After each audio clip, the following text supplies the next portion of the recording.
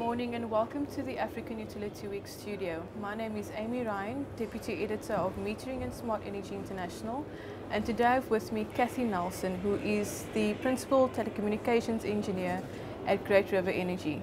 Thank you so much for joining us, Kathy. Thank you. How have you been enjoying African Utility Week so far? It's an amazing conference. Have had a great time meeting people and visiting all the vendor booths, and it's been a great expo. Kathy, what were some of the key points raised in the IT-OT convergence panel discussion that you participated in yesterday? So a lot of the panel discussion talked about the technical issues of dealing with IT and OT, but from my perspective, the manpower issues were probably more of an issue when we went through an IT-OT convergence, which was probably about 10 years ago.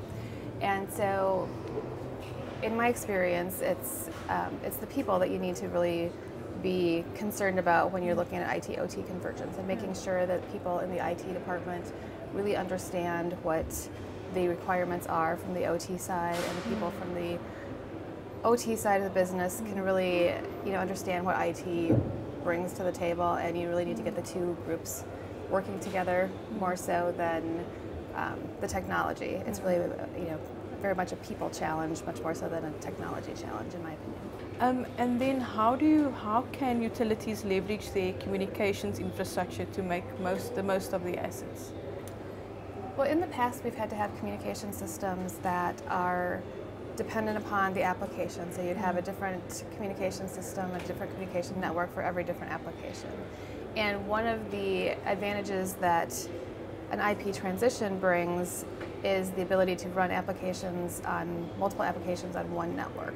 And so I would say that's probably the easiest way, is having one network that satisfies multiple applications, and then trying to, if you can, partner with other entities so that you can more efficiently run your networks and take advantage of infrastructure that other utilities have in place. And then how important do you think technology providers or partnerships are in terms of selecting a communication solution and then considering scalability and longevity of that communications technology as well? I would say it's absolutely critical, because in the past our communication networks have been more like the electrical side of the business, where things would run for about 30 years and we wouldn't have to replace them for a very long time.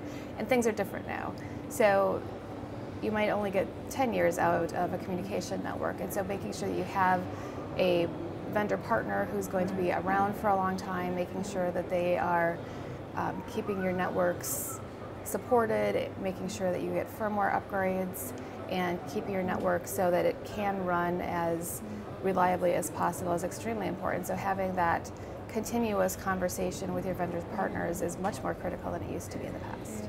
What are some of the challenges associated with regard to the selection of the communications technology, seeing that there is so much choice with regards to what utilities can choose? So I would say one of the biggest challenges we have are we don't have access to dedicated radio frequency spectrum in very many places in the world. It's a challenge, it's a global challenge for utilities. And one of our biggest challenges is finding standards that apply to spectrum that we have access to. So when you're trying to run a wireless network, we don't have access to spectrum where we can build LTE systems, where we can build WiMAX systems. And so that becomes very challenging, because then almost all of our providers are proprietary, and you get yourself into a situation where it might not be supported, or where the company might go out of business, and that's a very big challenge. So trying to get the industry to develop standards for smaller bandwidth applications that utilities can use on the spectrum that they have access to is one of the things that my company has been really trying to advocate within the utility industry for the last couple of years. We were chatting earlier around private and public networks. Can you tell me more about Great River Energy and the decision to go with a private network with regard to communication?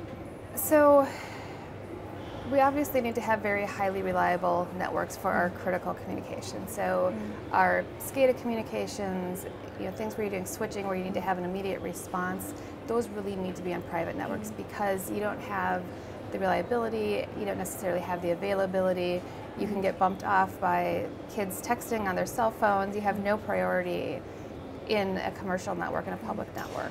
And so critical communications really need to be on a private network.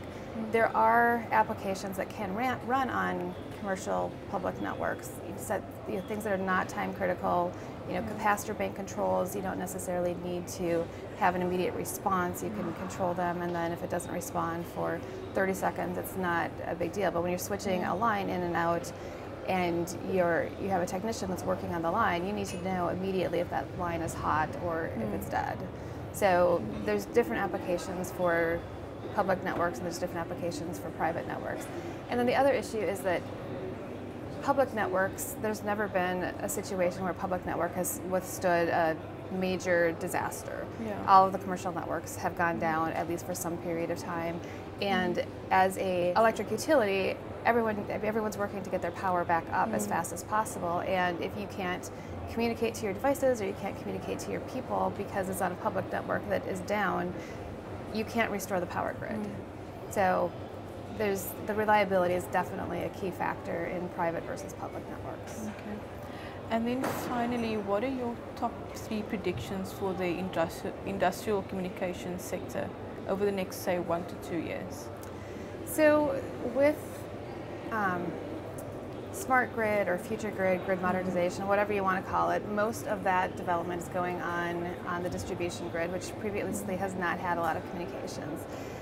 From my viewpoint, one of the key things is we need to be able to have flexible, modular, agile networks. So the way that my company works, we have 28 distribution cooperatives, and so we need to be able to build a network that will serve one of our distribution cooperatives when they are deploying smart grid or they need communications down to their downline devices. But one of our other distribution cooperatives might not want to build something for 5 years. So we can't really build out an entire network. We have to be able to build it where we need it at that time. And I think that's probably more of a global issue because even regardless of what your business structure is, very few people are completely deploying downline automation throughout their entire system. It's really kind of on a regional basis, as needed basis. And then with distributed energy resources, that also means that you need to have the ability to communicate with your downline devices or generation resources that are on the distribution side. And as those come online, you need to have the ability to flexibly add those onto your communication network as well. The other thing that I would see as being an issue in the next few years is going to be building partnerships. As I mentioned before, it's very expensive to build our networks. It's challenging to get spectrum. So if we can partner with either other utilities that are in the area or other even telecom providers and build something that works for multiple uses, I think that puts us in a much better situation in the future. Okay. Thank you so much, Kathy, and thank you for your insight into the telecommunications sector within the electricity industry. Unfortunately, that's all we have time for this morning. Thank you so much for watching. This is Amy Ryan coming to you from the African Utility Week studio. Thank you.